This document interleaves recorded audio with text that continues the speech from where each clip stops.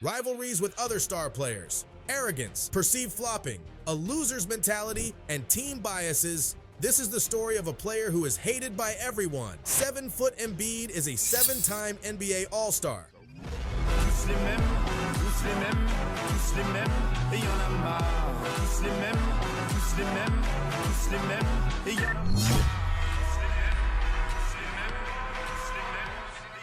But why couldn't he earn respect from others?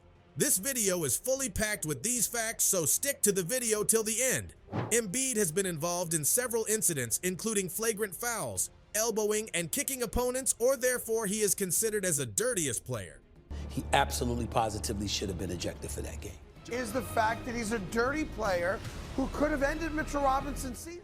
He's known for drawing fouls by initiating contact or manipulating defenders. He's also infamous for verbally provoking opponents, coaches, and referees. There's no denying Joel Embiid is a talented basketball player. But let's talk about his other talent, acting. He could probably land a role in Hollywood if he ever decides to hang up his sneakers. Embiid has earned a reputation as the king of flopping.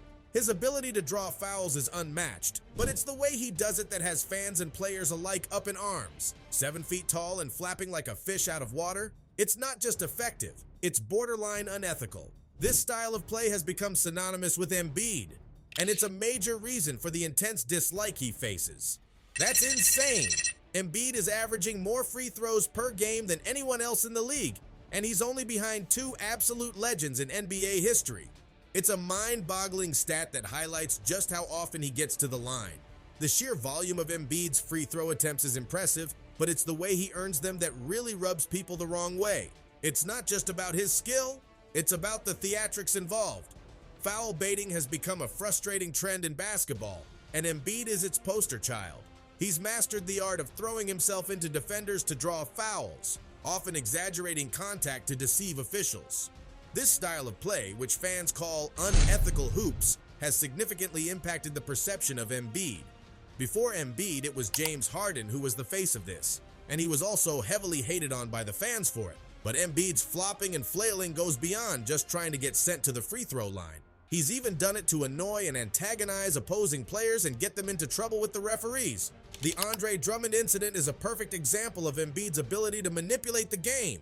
With a dramatic flop, he managed to get Drummond ejected, completely turning the momentum of the game. Embiid's post-game comment, "I feel like I own a lot of real estate," was a clear taunt, further fueling the rivalry between the two players. Drummond's response, while more subtle, conveyed his frustration with Embiid's tactics.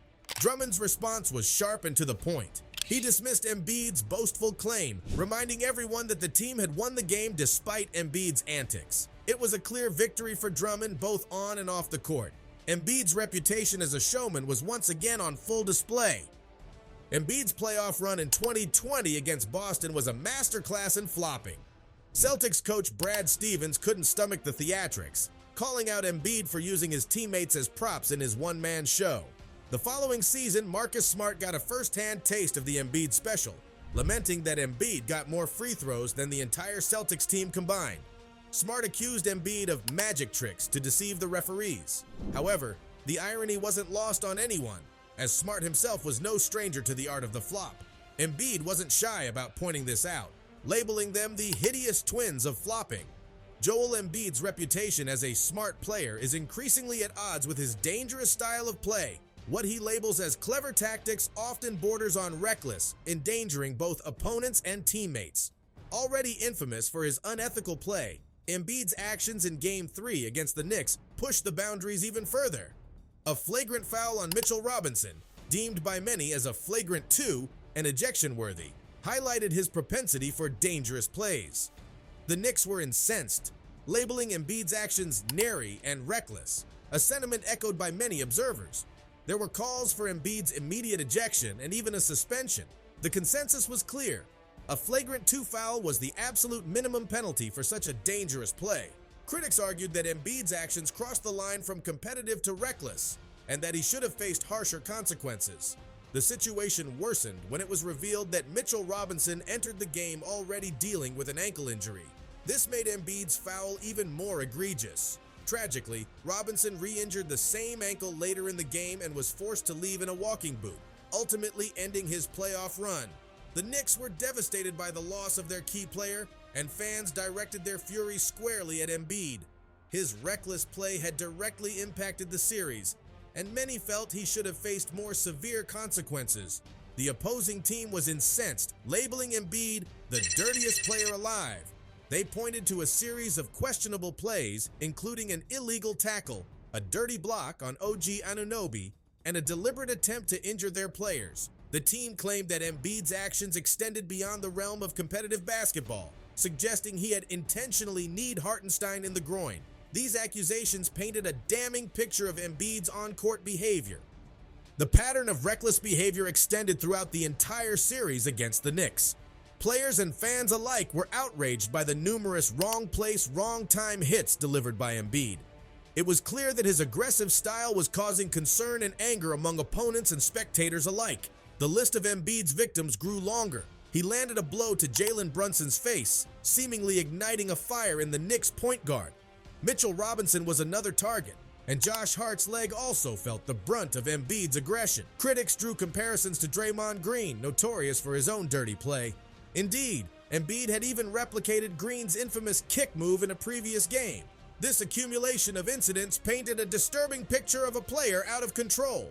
Embiid's transformation into one of the league's most despised figures is a direct result of his on-court antics. His penchant for foul baiting, flopping, and borderline dirty play has tarnished his image. Fans and analysts alike are now scrutinizing not just his statistics, but the methods behind them. The era of simply judging players by numbers alone is over. Character and fair play are now equally important factors. The Barry Bonds situation is a prime example of how performance-enhancing substances can overshadow even the most extraordinary talent.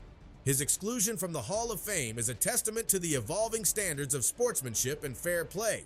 Just as fans and analysts are re-evaluating Embiid based on his actions, baseball fans have grappled with the legacy of players like Bonds. It's a complex issue with no easy answers, but it highlights the importance of integrity in sports. The scrutiny James Harden faced for his playing style has undoubtedly influenced the perception of other players. His success, while undeniable, was often overshadowed by criticism about his methods. Now Embiid is experiencing a similar backlash. While his statistical dominance is impressive, the question of whether those numbers were earned fairly is hanging over his MVP award. It's a complex issue that highlights a shift in how fans and analysts evaluate players. It's no longer just about raw talent. It's about the entire package: skill, sportsmanship, and fair play. It's a harsh reality, but Embiid's playoff performance, or lack thereof, has significantly impacted his image. Despite his regular season dominance, his inability to consistently deliver in the postseason has created a narrative of him as a choker. This, coupled with his controversial playing style, has made him a lightning rod for criticism. The juxtaposition of his MVP award and his playoff struggles has only amplified the negative perception surrounding him. So there you have it, folks. The enigma that is Joel Embiid, a dominant force on the court, undoubtedly, but a player who has managed to alienate many with his style of play. From flopping to flagrant fouls, Embiid's actions have sparked intense debates and rivalries. Whether you love him or hate him, there's no denying his impact on the NBA. But what do you think? Let us know in the comments below. Do you believe Embiid's playing style is justified?